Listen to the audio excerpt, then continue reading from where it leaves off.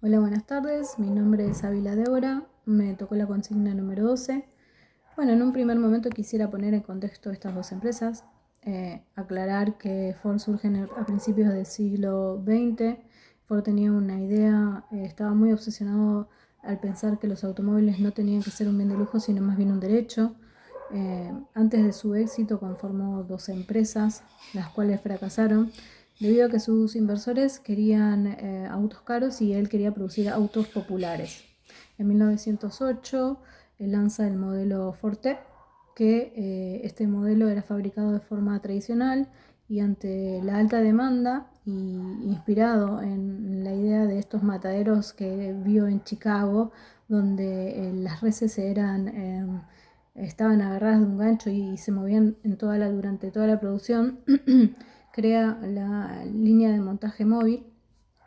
Luego en 1931 por fin inaugura su fábrica, una empresa, una de las más grandes del mundo hasta ese momento, en Detroit, donde por ejemplo el hierro ingresaba como mineral puro por un puerto y salía del otro lado ya el vehículo totalmente terminado.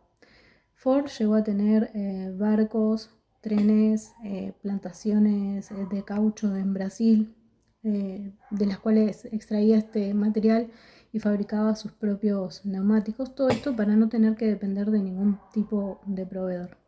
En cambio, si hablamos de Toyota, esta empresa surge desde la humildad, desde la adaptación, porque en sí ellos primeramente, originariamente no fabricaron automóviles, sino que fabricaban telares. Estos telares solamente paraban su producción cuando el hilo se cortaba.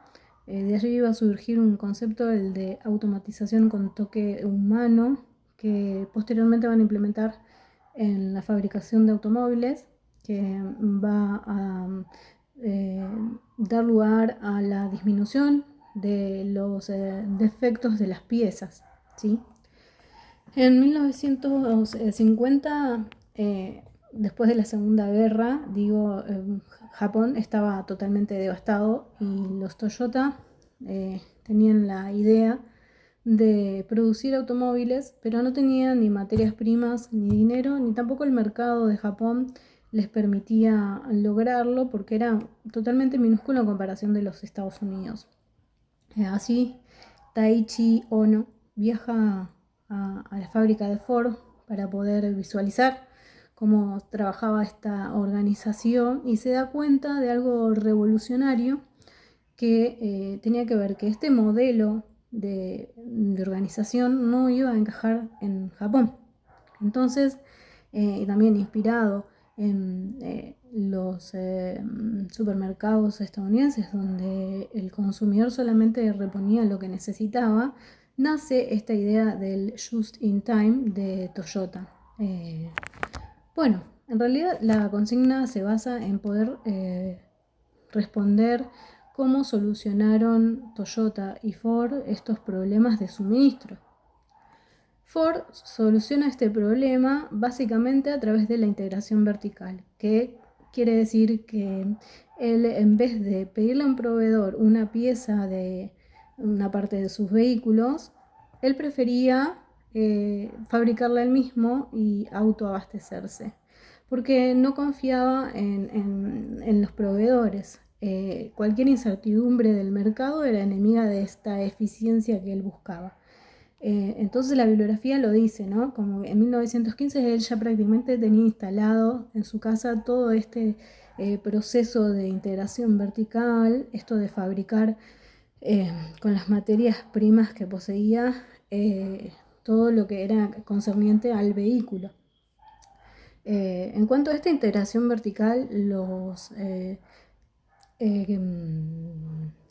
defensores, perdón, los defensores de Adam Smith decían que esto iba en contra del libre mercado, ¿no? Porque no había competencia. Solamente Ford era el que iniciaba la cadena de producción y el que la finalizaba. Entonces no hay competencia, no hay libre mercado. Bueno, ante esto, esta integración vertical, también la bibliografía nos dice que se introduce un tipo de burocracia, ¿no? Que conlleva sus propios problemas.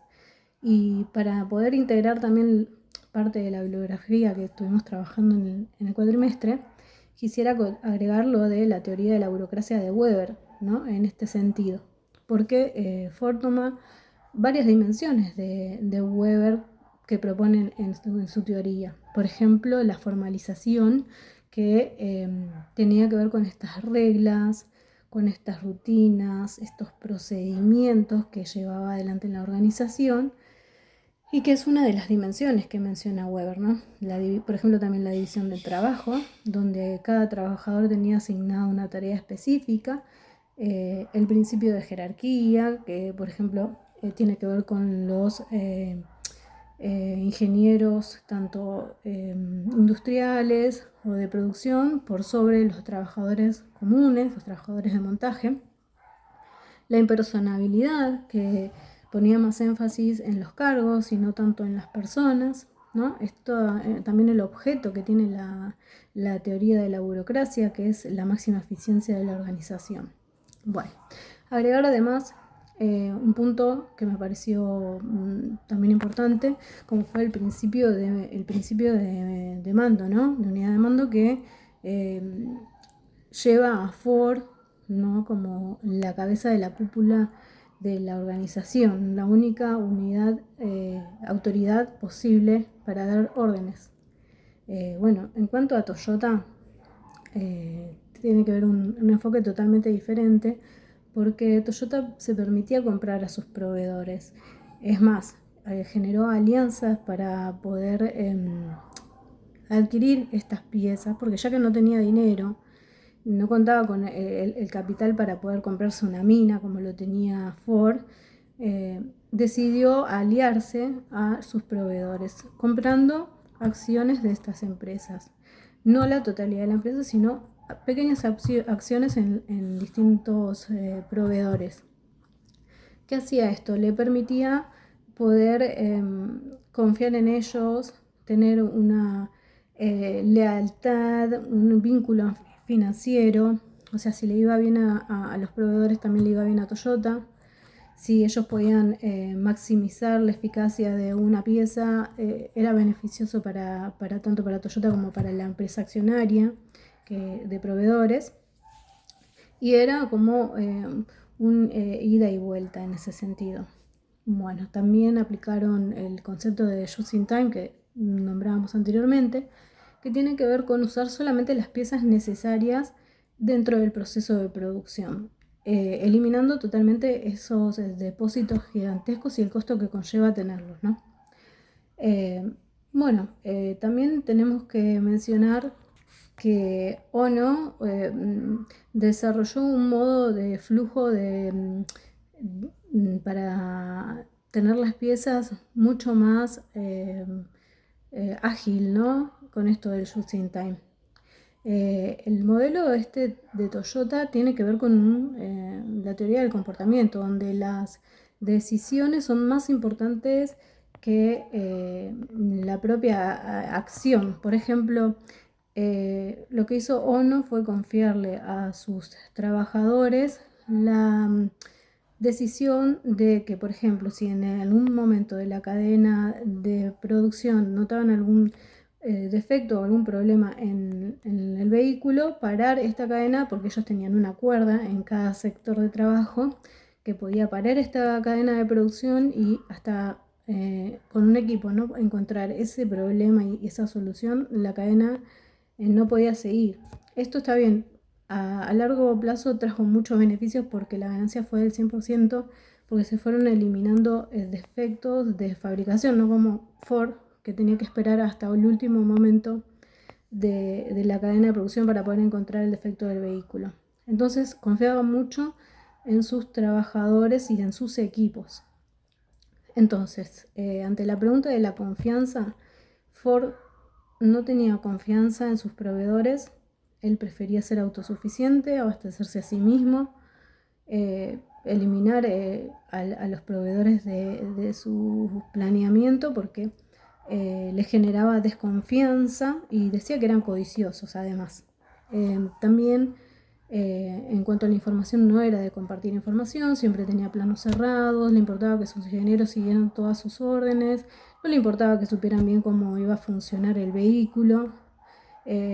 Con las empresas solamente tenía un trato transaccional, era una transacción, si encontraba un proveedor más económico iba y le compraba a ese proveedor. Bueno, en ese sentido se manejaban de esa manera.